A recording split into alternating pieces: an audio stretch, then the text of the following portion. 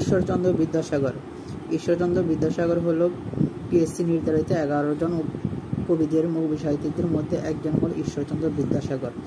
1820 সালে ঈশ্বরচন্দ্র বিদ্যাসাগর জন্মগ্রহণ করেন এবং মৃত্যুবরণ করেন 1891 সালে। তো এখন আমরা শুরু করতেছি।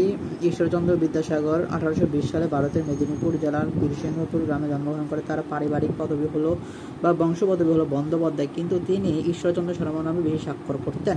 তিনি 1839 সালে সংস্কৃত কলেজ থেকে বিদ্যাসাগর উপাধি পান। বাংলায় প্রকৃত পরিপূর্ণ গদ্য রচনার তাকে বাংলা গদ্যের জনক বলা হয়। তিনি সর্বপ্রথম বাংলা শব্দের বিরামচিহ্ন প্রবর্তন করেন। মৌলিক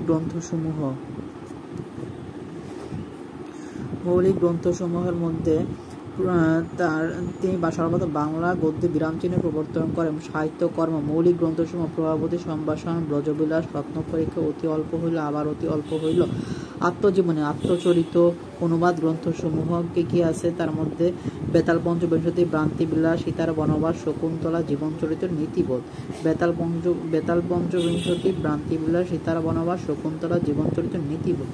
পাঠ্য বইসমূহ কি বোধোদয়, ঋজুপাঠ, বর্ণ পরিচয়, কথামালা, চরিতাবলী, আখ্যানমঞ্জুরি, শব্দমঞ্জুরি।